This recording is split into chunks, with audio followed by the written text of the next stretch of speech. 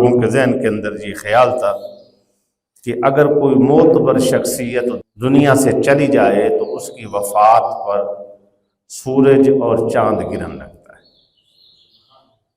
ان کے ذہنوں میں یہ خیال تھا دور جاہلیت کے اندر۔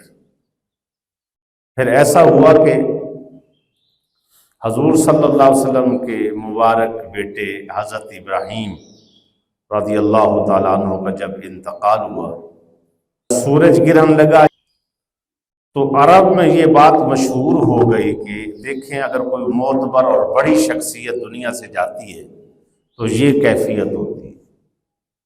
اب وہ دوڑتے ہوئے حضور کے پاس صحابہ آئے، آ کر کہنے لگے یا رسول اللہ صلی اللہ علیہ وسلم، جو نہیں مانتے تھے آج مان گئے، جن کے ہاں یعنی یہ تھا کہ لوگ ہمارا انکار کرتے تھے، آپ کو نہیں مانتے، آج وہ بھی مان گئے، آپ بہت بڑی شخصیت ہے۔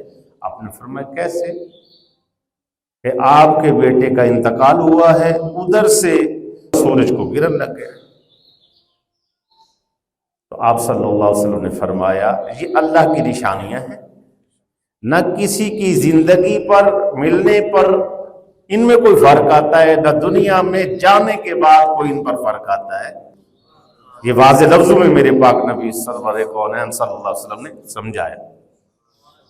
قرآن کی اس آیت کے مطابق قُل لَن يُصِيبَنَا إِلَّا مَا كَتَبَ اللَّهُ لَنَا، آپ کو ہم سب کو نصیب پہنچتا ہے، ہمارا مقدر پہنچتا ہے۔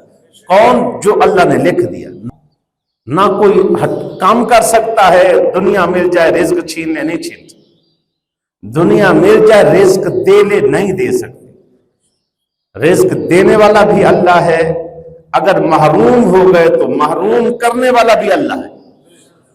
ہم الو کی آواز سن لیں تو اس کو نحوست سمجھنا شروع کر دیں، اس سے برکتیں ختم ہو جاتی۔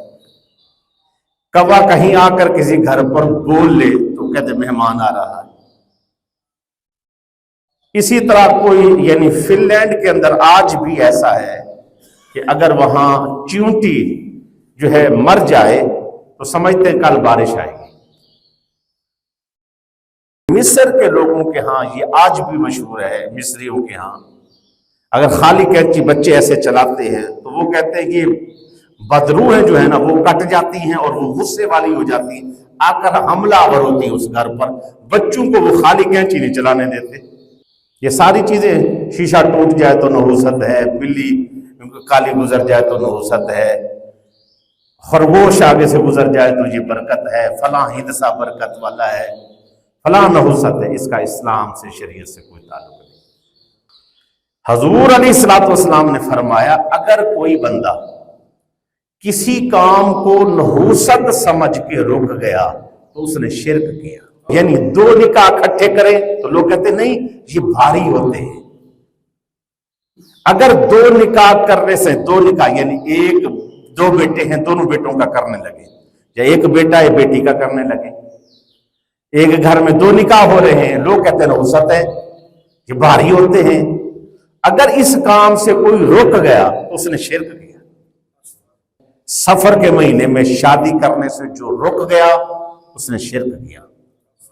نجومی کے پاس جا کر، نجومی اس کے پاس جا کر اگر کسی نے اپنا ہاتھ دکھا لیا، حدیث پاک میں 40 دن کے اللہ اس کی نمازیں قبول نہیں کرتا، مسلم کی حدیث ہے۔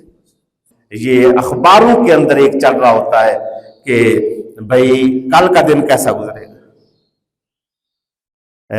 عمر نام ہے تو عمر نام والے کا فلاں دن کیسا گزرے گا۔ اچھا بیٹھ کر ذائچے بنا رہے ہوتے ہیں، آپ لکی ہوں گے، آپ ان لکی ہوں گے۔ یہ ساری چیزیں یہ دور جاہلیت کی ہیں یا کفار کی ہیں اور مشرکین کی ہیں، اسلام سے اس کا کوئی تعلق نہیں۔